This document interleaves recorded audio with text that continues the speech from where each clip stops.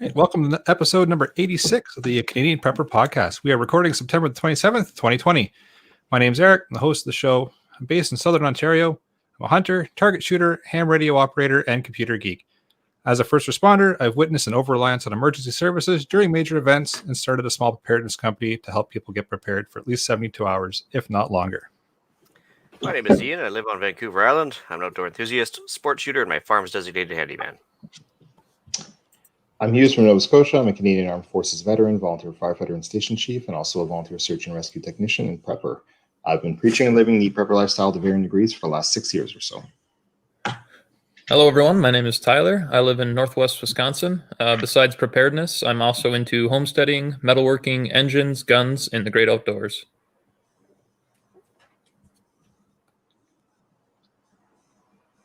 I guess I'm supposed to tell you who I am. I'm Tracy. Thanks for the introduction. No, I'm Tracy, and I am from Alberta, originally from Northern Ontario, but I've been in Alberta for a couple decades now. I was born into a family of depression parents, so prepping has always been in my blood. We just didn't call it prepping back then. We're hunters, target practicers, and all around into all the stuff these guys are into. Awesome. Welcome to the show, Tracy. And if you want to help support the show and keep the Canadian Prepper Podcast on the air, buy Canadian Prepper Podcast t-shirt at rapandsurvival.com. All proceeds help keep the lights on and the backup generator fueled. All right, if you're enjoying the show, please take a few minutes to like us on Facebook and submit a review on iTunes. Also, we want your feedback, good or bad, or if this is a topic you want us to cover, you can email us at feedback@prepperpodcast.ca. All right, so we've got some freeze-dried content for you in this episode. We're going to start off with some preparedness-related news articles. Next, we'll let you know what we've done since our last episode for our preparedness, and then we'll get into our chat with Tracy. Let's move into some news. All right, so the ammunition shortage is here for a while. So there was actually an article I put in the show notes as well, and it basically says that all the manufacturers have gotten together and kind of put their heads together on their current demand, sales, and everything else, and they figure they won't catch up until at least late 2021 with the ammunition shortage, assuming that everybody stops panic buying now. So I don't see that changing anytime soon. Time to start reloading. I think it's going to go 5 or 6 weeks. A little while longer, at least. Yeah. So, reloading. I don't know. Conservation for now. I don't know. Are reloading supplies still hard to come by, or no? Surprisingly, they're actually there's lots. Okay. So, I mean, I think the only thing that we were short of on the island was primers right now, but that's you can order those. So those are all good. So the shortage. Yeah. So other than that, national debt is soaring. So article from the National Post, the throne speech in Canada laid out their plan going forward with the next little session here. And bad news if you're a fiscal conservative. Won't the budget just balance itself, though? Oh, pretty much, yeah. But no, when they start measuring stuff in the billions as far as deficit goes, it's just a bad scene overall. So, don't expect rookie numbers down there or up there. Right. Yeah, don't expect us to pay off any debt anytime soon. So, no. Hey, interest rates are low, though. It's fine. Don't worry about it. Yeah. All right, so I've got a couple of news articles here. Shocking. It's a COVID-related news article. So cases are up in Ontario. Was it 435 new cases on Saturday? And shocking, having trouble finding toilet paper and paper towels. There's another rush happening. So they seem to go hand in hand, and you're not listening to a back episode. We're talking about it again. It's the same thing. Yeah, people like us are running past the food yet again, going for the toilet paper. I don't get it. You need the food for the toilet paper, but whatever. And for me here, an article on CTV News, just kind of stating that while the maritime provinces, which makes up Nova Scotia, PEI, and Brunswick and Newfoundland, reported no new cases over the weekend, the rest of Canada is obviously a different story, with 1,300 new cases being reported in Quebec and Ontario alone. So I think Canada's East Coast is being called like the jewel of North America, because we literally, I think I said the weekend here, but it's been like 9 days since all of these 4 provinces here have had a new case reported. So good for us, but it's kind of concerning to see the numbers going up. It's just a matter of time before we see some cases coming into the province here. So, and we have a solution here in the live chat for the debt level. Steve just says we can print the paper money, pay down the debt. No big deal. and then you can use it as toilet paper. Toilet paper. And use the toilet paper as well.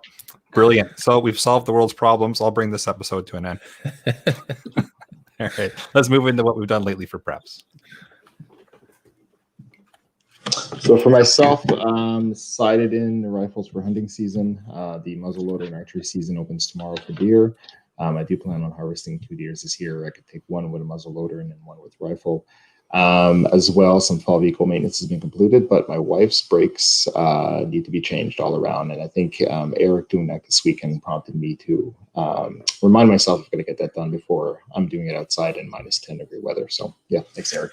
Yeah. Well, I took advantage of the nice weather today. I saw that it was just perfect. So yeah, swap the brakes out on at least the front brakes on the truck, and hummed and hawed for a little bit. YouTube to the win there to figure out how to get some of the parts off and unrusted, or at least off. They're still rusted, but at least they're not stuck, and there's new parts on, so that's good. And I won a crossbow in a draw from the United Survivalist Network Ontario. So they'll pump about that. They dropped it off today, and now I get to learn a new skill. So That should be fun. figure out how to use that thing before deer season. Yeah, I think we mentioned in the private chat there before. It's like I think this is probably the cheapest component of the crossbow hunting aspects. By the time you get targets and bolts and the satellite points and everything else, it's ungodly expensive to actually get a bow set up, isn't it? Mm-hmm. Well, it wasn't too bad. I bought some raffle tickets, so yeah, there you go. So now I get to buy all the toys to go with it. That's right. As for myself, well, first off, actually, I won I think I actually mentioned the chainsaw, I guess, last week that I won off Tracy. But yeah, so let's see here. I ordered some freeze-dried food. Forgot to mention that. Did a little recon work while I was out shopping. The picture in the background here on the green screen was actually a scene from the Canadian Tire. The canning department was completely cleaned out, as well as the TP area in Costco, of course. So we actually decided to take a look around at a few different places. Yeah, pretty much universal around town is everything's cleaned out for those 2 items, but lots of food. So I don't know. So let's see here. Topped up some groceries. I did a reloading component inventory to figure out what I'm short of before the shortage becomes a thing here, because I know down in the States it's a big thing. But we still have a bit of a backlog of components here. So I'll do an order here when I get everything put together.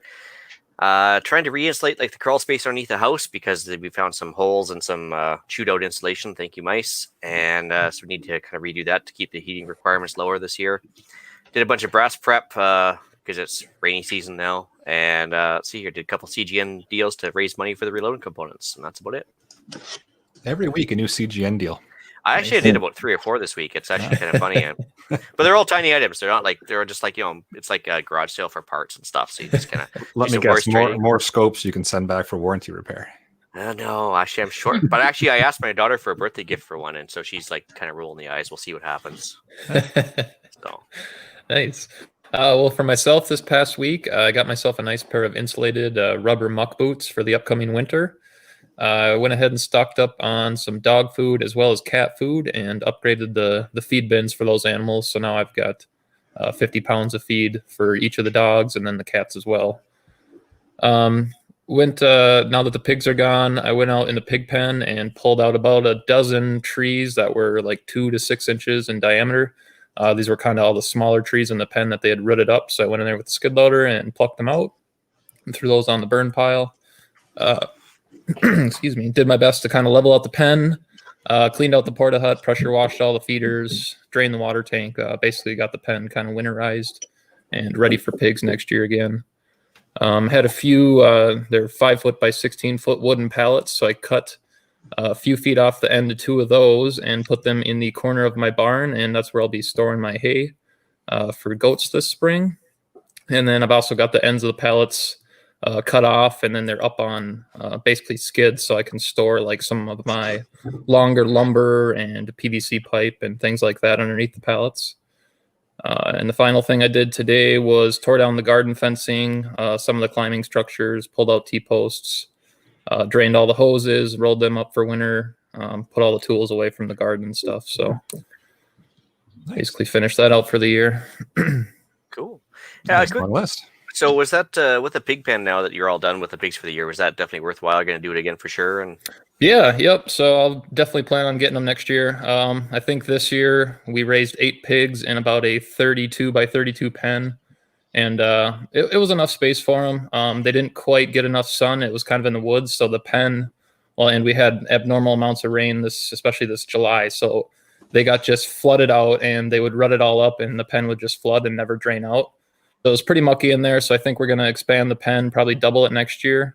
And I'm kind of scooping all of that sloppy, poopy topsoil, I guess, off now and using that for compost. And hopefully next year it'll drain a lot better. But yeah, as far as raising them went, they raised really good. We got them, what was it, May 29th, and we butchered them just 2 weeks ago. I think the average rate of gain was like 2.5 pounds a day. And yeah, they put on weight really good. They taste great. We just finished processing all the pork this past week, or at least my wife did. All credit goes to her. So she's been running the meat grinder and doing all that stuff for quite a while now. So, but yeah, we'll definitely plan on doing them again next year. Cool. Yeah, like I've got just under 2 months to go before we actually slaughter ours. So okay, nice. Looking forward to seeing how that works out. Yeah, yep, it's a lot of fun. Yeah, we processed one of ours, and then we're getting one of them professionally processed. So we're going to kind of compare the finished product and then go from there, see if we want to do that next year again. But it is a lot of work to process them yourselves. So cool. Awesome. Well, shall we move into the main topic? All right. So we asked Tracy to come on today because actually Tracy and myself, we met on the Facebook group that she started and got talking back and forth. And she has a bunch of interesting facets to her preparedness tool shed, I guess, for lack of a better term. So yeah, we asked her to come on. So Tracy, why don't you tell us a bit about yourself? Okay, so the Facebook group is called the Part-Time Prepper. And if any of you have ever heard of the Couch to 5K that a lot of non-athletes start, that was kind of my goal with the Part-Time Prepper. It was to get people who were not doing anything to do something.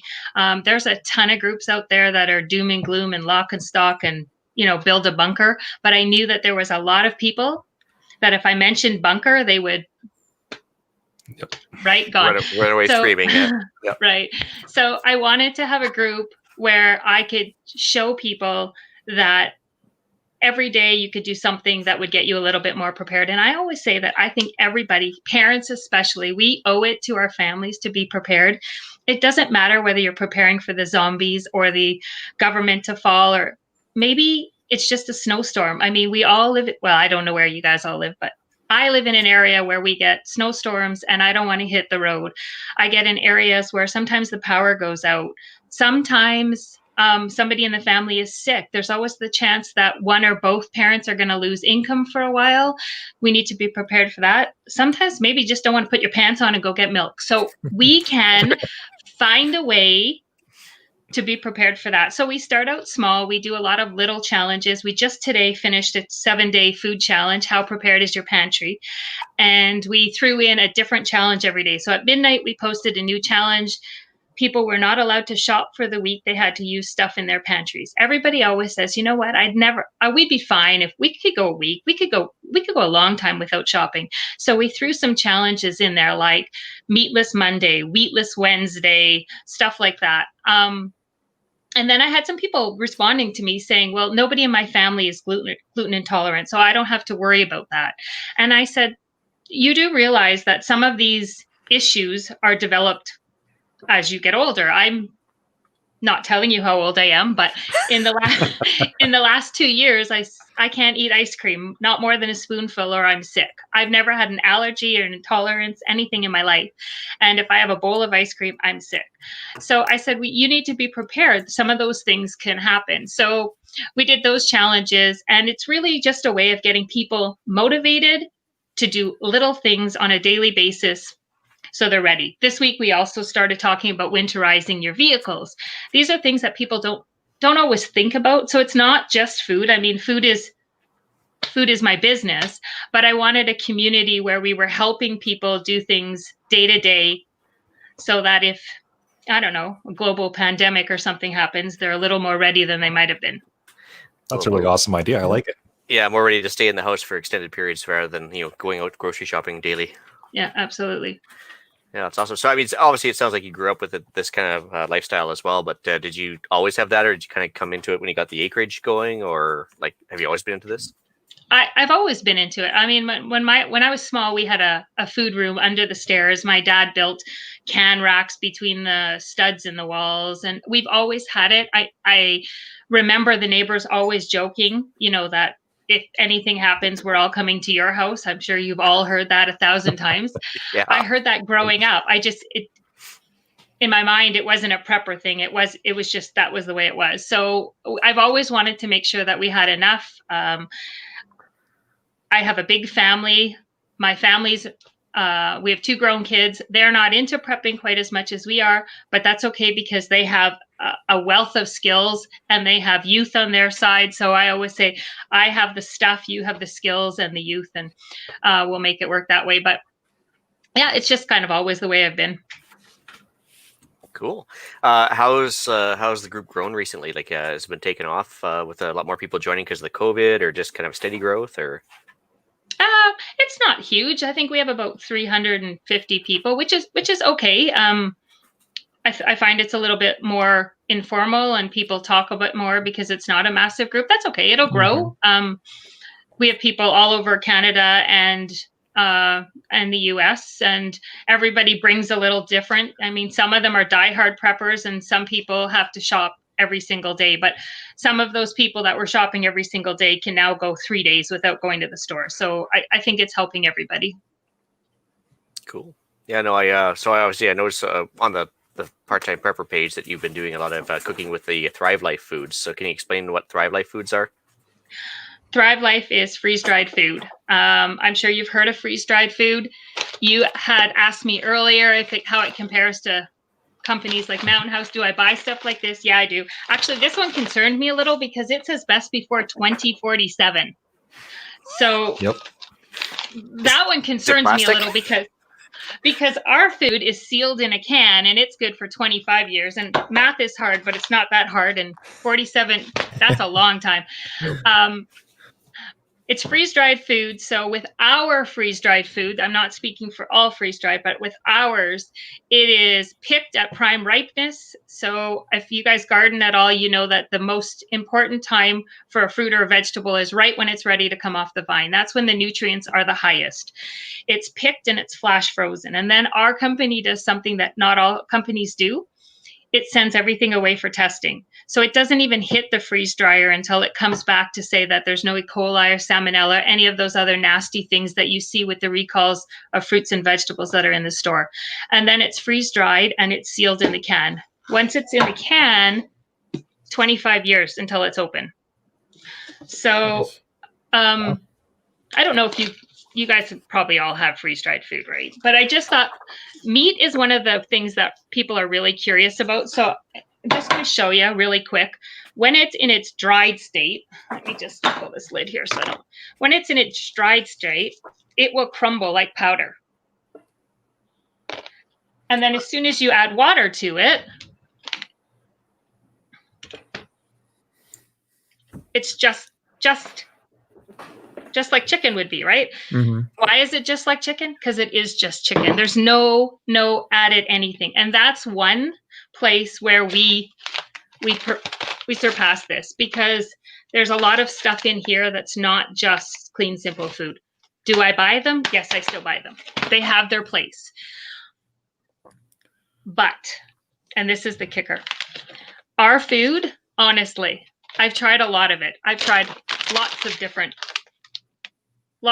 companies, best tasting. So if I'm going to buy something in case, I want to make sure that I like it and my kids like it. All the cans behind me are opened because this is my pantry. We use it on a day-to-day basis. I don't see the point of buying something you're never going to use, because no matter how cheap it is, it's too expensive. Mm-hmm. Yeah, it's just wasted money unless at least you're rotating it, using it, and trying to see what you like and what you don't like too, right? Yeah, absolutely. Sorry, I got a couple questions. Yeah, go ahead. You go. I was gonna say, once you open the can, though, you said it's good for 25 years or something until you open the can. But is there like a shelf life after you've opened the can on these things if they're dehydrated? Yeah. So first of all, it's not dehydrated. I'm going to Okay. correct you there Sorry. because no, there's a difference.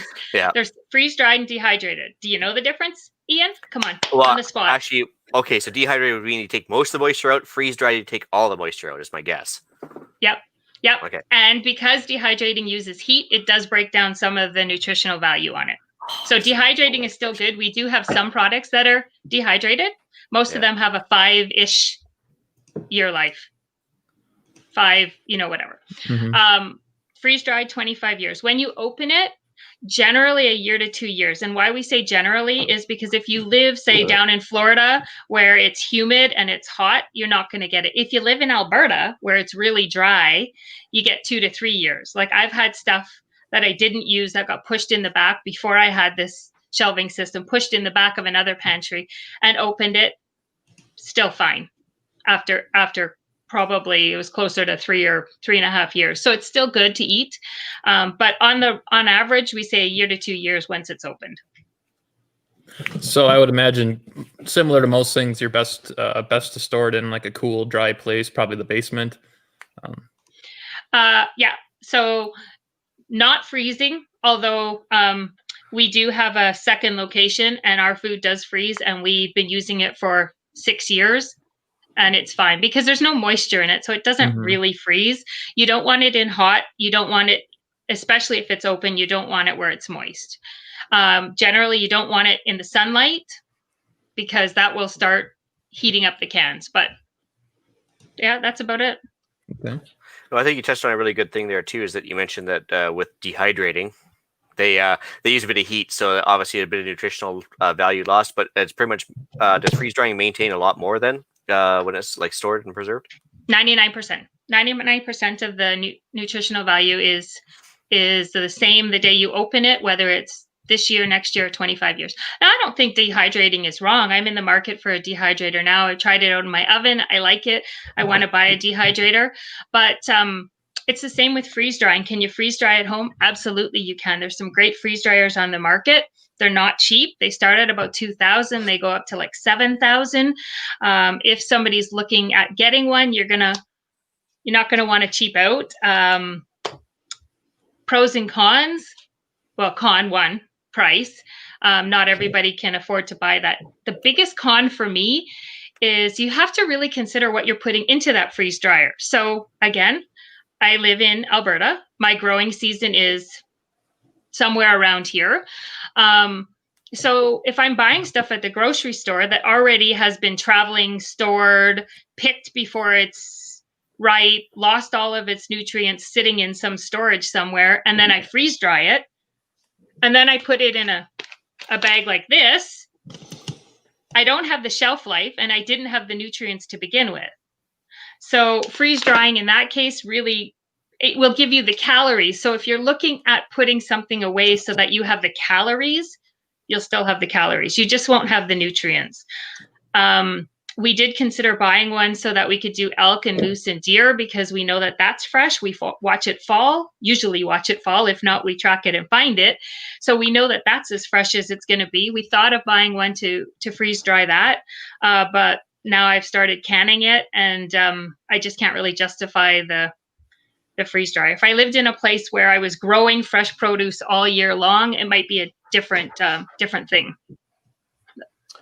Cool. So Tracy, quick question: when you talked about the freeze drying machines going anywhere from 2,000 to 7,000, do these use like carbon dioxide, or like are they just purely electric, or is there anything else that goes into using these machines? They're electric.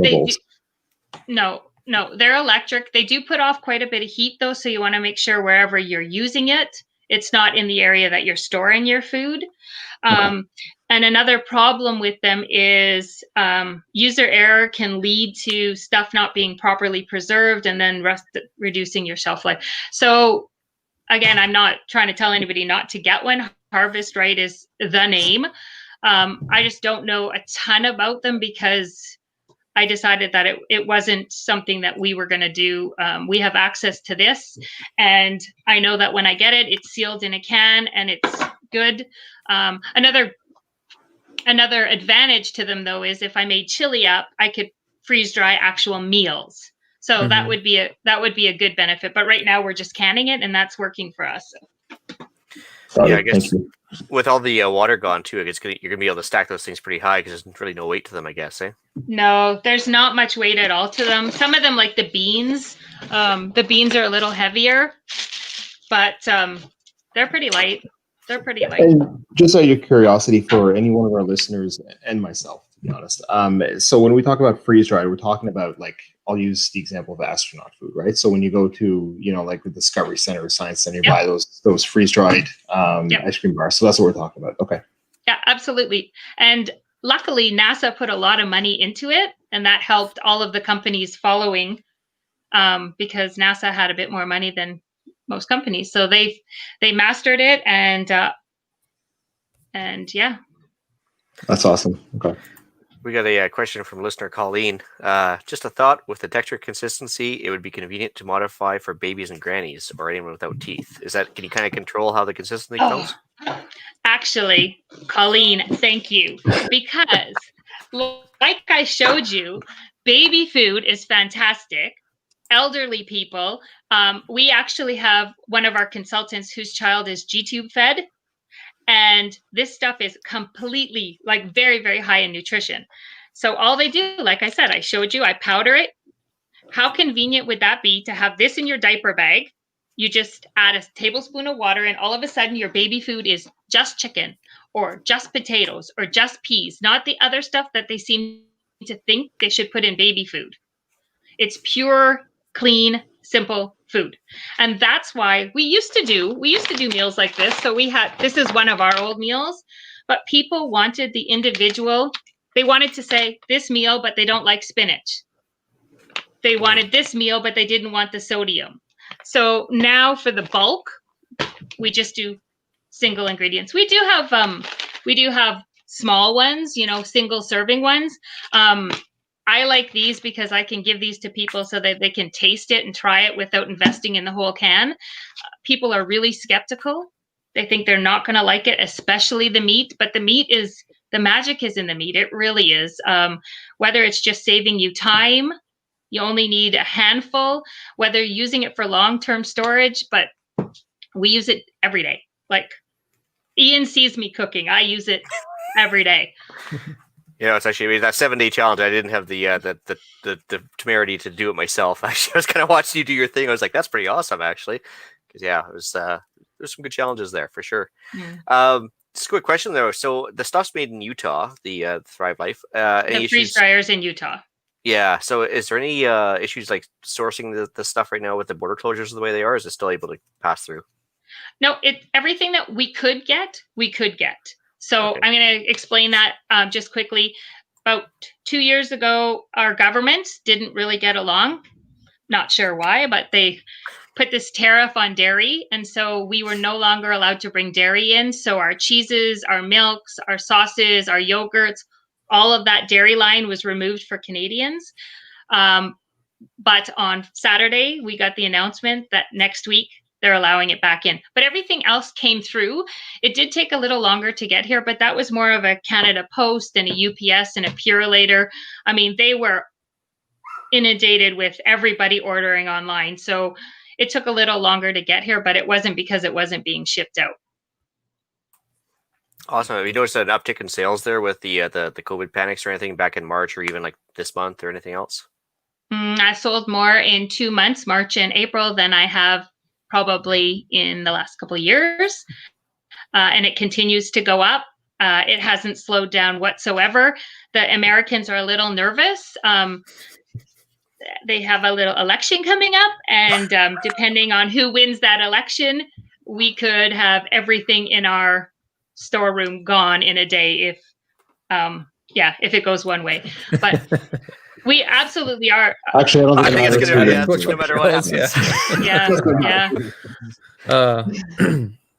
Yeah, that's pretty awesome. So sorry, Pat. So we are seeing shortages, like any other, like toilet paper and ammunition. We are seeing shortages. They are working around the clock. They get it back in, and then we get to announce, okay, this stuff is here. But we just tell people, if you want something and we've announced that it's back in stock, don't put it in a delivery for 2 weeks from now. Go in, buy it right now, because it's not lasting. People are buying pallets worth of food. Well, Eric, were you saying something along the lines of that Wow. CBSA was kind of slowing stuff down on your end as well? Yeah, for a little while they're bringing in like the Mountain House or Wise Food. It just wasn't happening. It wasn't even getting to the border. They were just backlogged, and there was apparently some shortage on chicken or something in the States, and they weren't able to keep up with the demand. And I was having the same thing as you, Tracy, where there's tons and tons and tons of orders coming in for freeze dried food, and just couldn't keep up. But the two that I carry is Wise and Mountain House, and they just threw their hands up and said, "Well, sorry, Canada, sucks to be you," and that was it.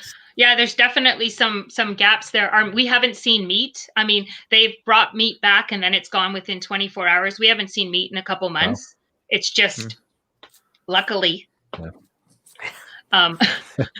I know I probably shouldn't. There's no meat back there. Yeah. So you said scary. The actual company was based out of Utah. Do they buy from local farms and get their produce locally? Do they get it out of country, or I guess where does that all come from? The majority of it is from America. Some of it's in Utah. Some of it's down in the southern states more. There's a couple that come out of Germany.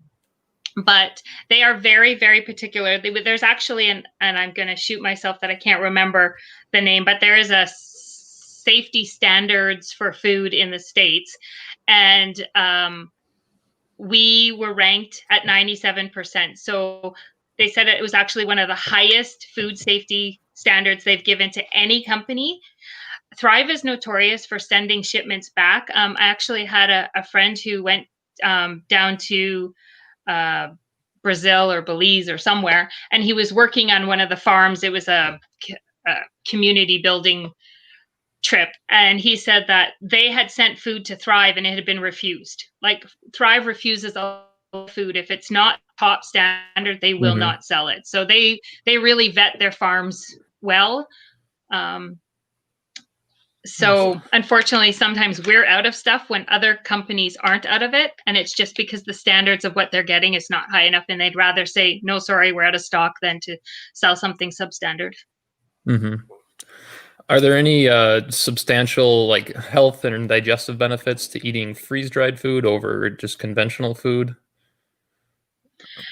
Well, basically, they've taken the water out. You're putting it back in. So it's the same. It's the same across the board. Okay. The only thing that I always recommend, especially when people are giving it to kids, because kids will tend to snack a lot on it. And if you're not getting the food or fruits or vegetables, if you're not refreshing them on the outside, they're going to refresh on the inside. So if you're eating a lot of like the yogurt bites or the fruit, which kids love, make sure they're drinking water, because they could dehydrate, because it's going to absorb all of that liquid inside. Okay. So you could eat the food without reconstituting it beforehand. It just, like you said, is going to kind of dehydrate yourself then. Like sinking your cheeks a bit. We eat a lot of it without refreshing. We eat the sausage crumbles. We eat most of the fruits we eat without refreshing, even the vegetables. My son is forever reaching into the can of broccoli and eats the broccoli straight out of the can. So can you refresh it with things other than water? Could you use like broth, like chicken broth or beef broth or like barbecue sauce, things like that? Yes and no. You can absolutely refresh it with other stuff. I refresh it often with like Frank's buffalo sauce or teriyaki sauce.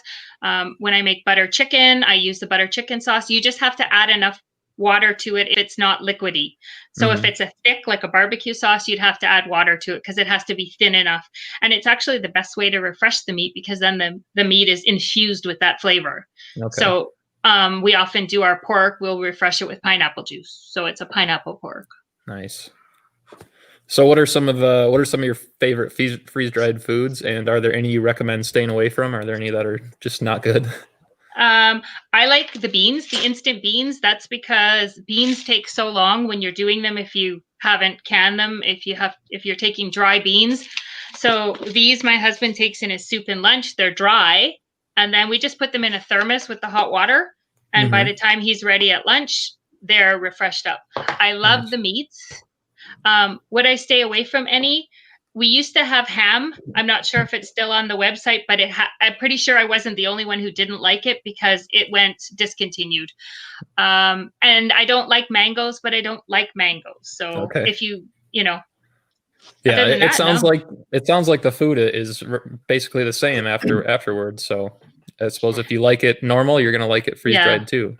Are there any foods or anything you can't freeze dry or couldn't?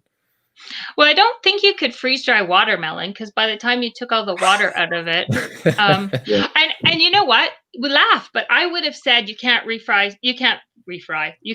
freeze dry cucumber. But on Saturday they announced that that's one of October's new products is cucumber. Oh, really? I haven't tried it, but apparently it's really good. So I'll try it as soon as it comes out because it's coming out in October. They haven't done fish because of the oil in it. And I think that's about it. So no fish, no shrimp. Maybe you can. I don't know. We just don't do it. Mm-hmm. And I think it has something to do with the fish is with the oil content in it. Okay.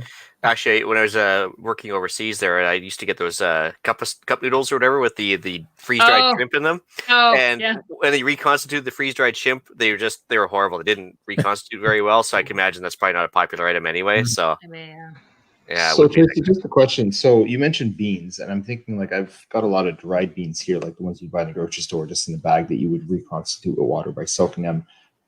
What's the difference then between the dried beans I buy in the grocery store and the ones that are freeze dried? Is it shelf life? Because I think these are freeze dried after they're refreshed. So you have to cook your beans, you have to soak them and then cook them. So that's all been done. Same with our meat. So like our meats are cooked and then they're freeze dried. Your beans have to be soaked and cooked. So you have hours, right, before you can use them. That makes sense. Yeah, no, because I was thinking about a cost. But yeah, that makes sense. Thanks. Because I was just thinking if it was the same thing, why bother given the cost and the amount of energy that has to go into it? But yeah, that makes sense. Yeah, for sure. And then the other thing is you were talking about, if you have freeze dried chicken and you squish it, it would basically crumble into a powder. I'm just trying to understand. I mean, how would it reconstitute into something that has like the same consistency as chicken? So I just put this in water. Watch, I should make a mess of my laptop. Where's my camera? So this is refreshed. Okay, so that's it's stringy like the chicken. Mm-hmm. Yeah, I was gonna say, is it stringy? But if you hadn't for the stuff you hadn't refreshed, if you were to crumble it, it would just turn to powder, right? It would turn to powder. Yeah. So you could, like, if you were feeding a baby, you could just add a little bit of water. We powder a lot of our stuff. I powder, like, if I wanted cream of chicken. Instead of cooking the chicken and then blending it, I just powder it first and add a little hot water out of the kettle, and I have cream of chicken. Nice. Okay. So same with smoothies. My husband, every morning, he has smoothies. So what we do a month ahead of time is we take a can of bananas, strawberries, blueberries, and cherries. We throw them all through the Vitamix. We powder them down, and then he just takes a couple scoops in the morning and shakes it up, and he's got his smoothies all done. Nice. The Vitamix is another vital kitchen tool, eh? Mm-hmm. Mm-hmm. Just mentioning smoothie, that's I've been using that. I think it's made by a company called PB&Me, and there's a bunch of other companies that make it. But like that powdered peanut butter that you can put into smoothies, and it's only got like 10% of the fat or something. But yeah, that's might be another example. I don't know if it's freeze dried, but yeah. We have peanut flour that we can turn into peanut butter, so that's similar. You just, if you're making it to peanut butter, you add a little bit of oil and water. But we put it in, like, if we wanted, well, if you're making brownies, you can make Reese's, you can make peanut butter brownies or whatever. So it's like just powdered peanut butter. Okay, awesome. I guess the last question I had was, I know some people who are looking to develop their own long-term food storage and have, maybe they're sensitive to gluten or lactose, things like that. Do you guys offer products that are specifically gluten-free or lactose-free? Yeah, gluten-free. If it's gluten-free in the real world, it's gluten-free in our world. So they're very, very cautious about cross-contamination. Okay. If it doesn't have gluten in it, it won't have gluten in it. And it will be, their freeze dryers are cleaned thoroughly between all of their batches. Nothing, one of our owners has a child that has extreme allergies, and they take it very seriously. As far as dairy, same thing. If it doesn't have dairy in it, it doesn't have dairy in it. And that was one of the reasons they started going more with the single ingredients, because then it's easier for people who have allergies or intolerances. Yep. That's awesome. That's a really popular question I get all the time for freeze-dried food is all the different intolerances and different dietary requirements. So yep, that's awesome. It's all split across like that. That's good. Yeah, it's always on like every forum you read or Facebook post. Yeah, it's a really, really popular one. I probably get that question at least 4 or 5 times a month. So that's good. Oh, I guess where's the best place to go if we're interested in placing an order or purchasing any of these Thrive products? Well, I think Ian's going to throw the link up. If you're looking at Thrive, I can help you out. If you're looking at Mountain House, Sarah can help you out. And again, right now, I mean, I'm not. Yeah, I'm not putting down any other. I think each has its place, and I just think for day-to-day use or long-term food storage, it's this. Camping or hiking, this might be. But you know what? Like, because we don't like everything that comes, and I don't even know which one this is, but because we don't like everything that comes in this one, we can make it up in a jar. So then all I have to do is add water to this. And if I'm going camping, I don't want it in a glass jar. I just put it in a Mylar bag or I vacuum seal it. So we kind of have the same opportunity to create those meals on the go. Oh, just cool. avoiding what we don't want. You can make your own little camping kit. That's cool. Yeah. Yep. Yeah. Cool. Yeah, no, we'll definitely have the links in the show notes as well. And I got it sliding across the page right now as we're speaking. Oh, look at that. Nice. But yeah, no, that's pretty awesome. That's pretty much all the questions I had. You guys have anything else? No, I think that covered it off. That's sounds like a really good product. I like it. It does. Oh, that should be. Do you have anything else that you wanted to add, Tracy, before we move along? Or I just think, you know what, it doesn't matter where you're getting it. I really, honestly, I preach this. I don't care if you're getting your food at Walmart. Really, if people need to start putting stuff away, because I think the next 6 months are going to be worse than the last 6 months. And it's just a heads up. Buy stuff you're going to use.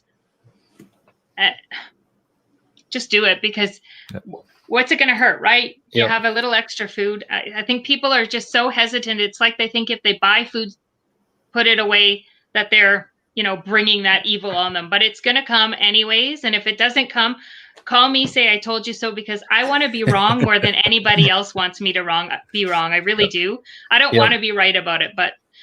Well, it's the same as car insurance, house insurance, is food insurance is all it is. Yeah, but the difference is car insurance sucks.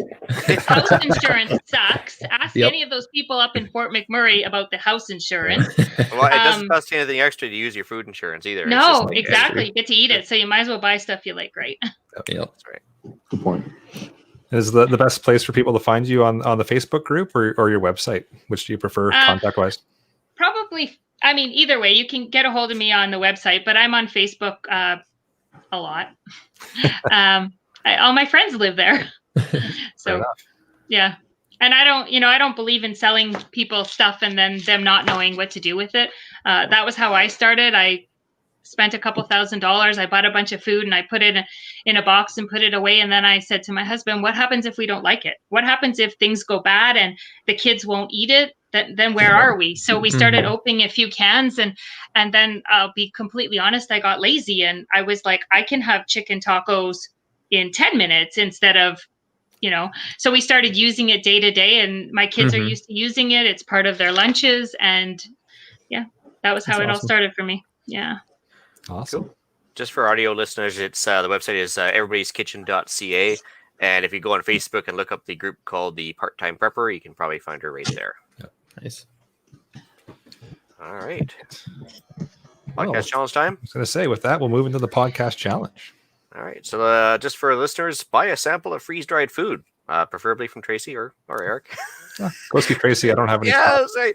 So try reconstituting it using your emergency gear, maybe your backup stove, maybe just plain water, filtered water. Just combine it with a equipment test and see what you like or what you don't like about it. Just give it a try. Yeah. Great. Let's move into some upcoming events. I think it's the last time I can mention it before they're running out of events, but Mapleseed events. I think we got 2 left in Alberta and not much else, I don't think. But mapleseedrifleman.com is the webpage to maybe book your last chance before spring. You can go to the Mapleseed and you can bring some Thrive Life with you and pick up a little kit for range day. That's right. I like it. All right, we're moving into some shout outs. So I've got a shout out to our new Patreon, Philip. Thanks for the $5 a month. It's going to help keep the show on the air, so appreciate it. Cool. Anybody else with some shout outs? Well, I'd just like to thank Tracy for coming on. That was awesome. Mm-hmm. Thanks for having me. All right, we'll move into some email and iTunes reviews. So we've got one review here from over the pond in Great Britain. It says, these are great podcasts on many prepper subjects from a group of friends. They joke and laugh while talking through great subjects and passing out some great info. Guys, I love listening while driving around in the UK. Good to hear your sound and internet quality has improved over the podcast. And that's from Dave. So appreciate that. We're getting across the pond. Awesome. Actually, come to think of it, I actually may have a distant relative listening to this episode for the first time. He lives in Banbury in the UK, so he might be listening today. So awesome. There you go. Do you ship to the UK, Tracy?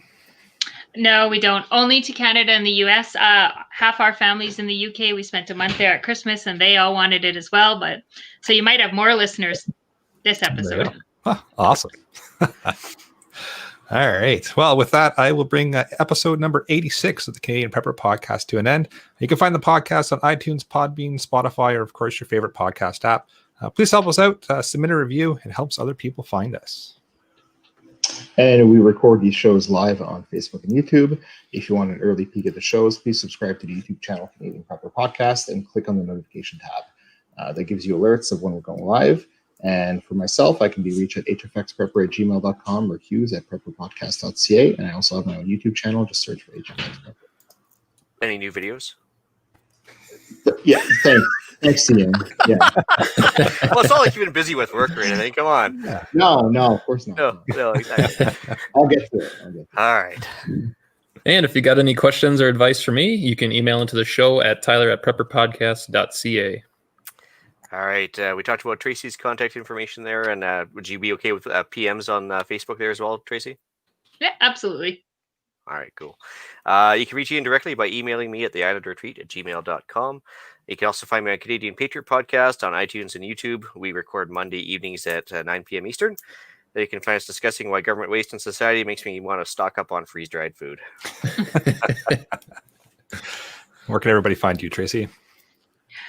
Usually on Facebook at the Part-Time Prepper. My profile is also public, so I am Tracy Bell, Jonathan Taylor. I know it's long. Look for me on Part-Time Prepper. It's easier. All right. And you can find me at rapidsurvival.com. You can get me there on the live chat. You can also email me at feedback@prepperpodcast.ca. So thanks for joining us this evening. And until next time, be prepared, stay safe, and keep learning.